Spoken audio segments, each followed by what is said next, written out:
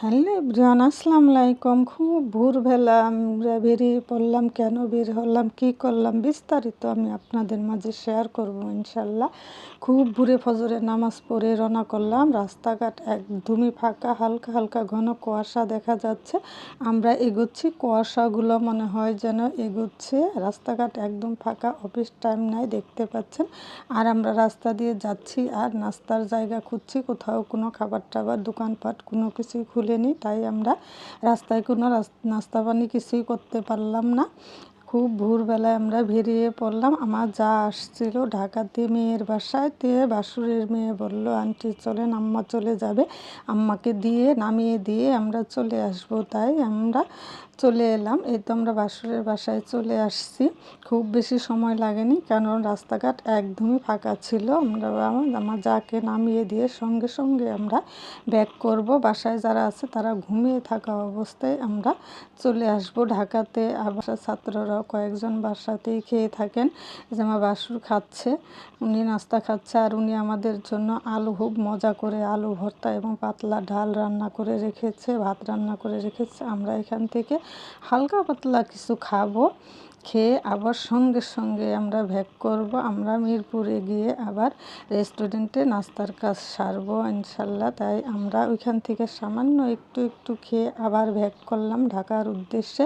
Office time শুরু হয়ে গেলে আবার রাস্তায় যানজট শুরু হয়ে যাবে, আবার বাচ্চাদের কোচিং স্কুল কলেজ আছে, এজন্য আমরা সঙ্গে সঙ্গে ব্যাক করলাম।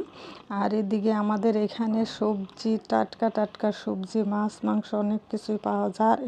আর আমাদের এখানকার গ্যান্ডারিটা, আমি মূলত গ্যান্ডারি বলি আর সবাই আখ বলে থাকেন, কিন্তু এখানকার গ্যান্ডারিটা অনেক মজাদার, অনেক টেস্টি হয়। আপনারা দেখতে পাচ্ছেন সূর্য উদয় হচ্ছে কেবল। আমরা যাচ্ছি, খুব দৌড়ে দৌড়ে যাওয়া, দৌড়ে দৌড়ে আসা, এই অবস্থা। গাড়ির মধ্যে আমরা খুব মজা করতেছিলাম। মজাদার গ্যান্ডারি, আমরা গাড়ির মধ্যেই বসেছিলাম। ড্রাইভার কিনে এনে দিল অনেক কিছু, উনি কিনে এনে দিল। আমরা গাড়ির মধ্যে বসে বসে খাচ্ছি। উনি বলতেছে, ম্যাডাম খান, কোনো সমস্যা নাই, আমি গাড়ি পরিষ্কার করে নেব, আপনারা বসে বসে খান, গ্যান্ডারি তো অনেক ময়লা হয়, সমস্যা নাই, আপনারা খান। আর আমরা টপ করে মিরপুরের উদ্দেশ্যে, আমরা ওইখান থেকে হালকা নাস্তা করে এসে আবার মিরপুরে ঢুকে আমরা আবার খাওয়া শুরু করে দিলাম।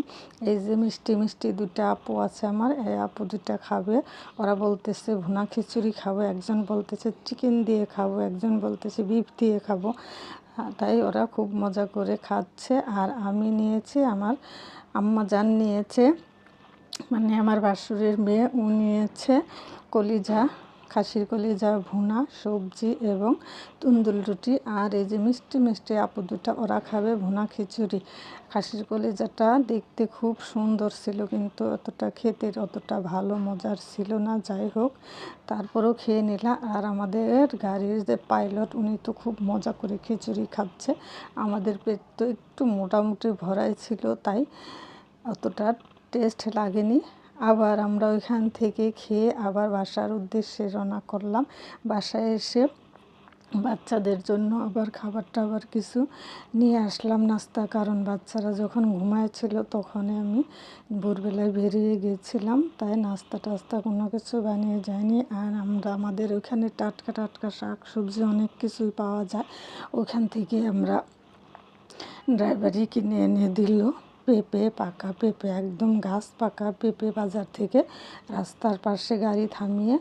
যে পাকা পেঁপেটা, আমাদের এখান তো পেঁপে তো একটু মোটামুটি কম দামি পাওয়া যায়। এই পেঁপেটার দাম নিয়েছে 280 টাকা, আর লাউগুলা নিয়েছে 80 টাকা পিস। ভাবা যায়, আর ঢাকাতে একটা লাউ 40 থেকে 50 টাকা পিস পাওয়া যায়। এখানে অনেক টাটকা ফরমালিন মুক্ত, তার জন্য একটু দাম বেশি নিচ্ছে।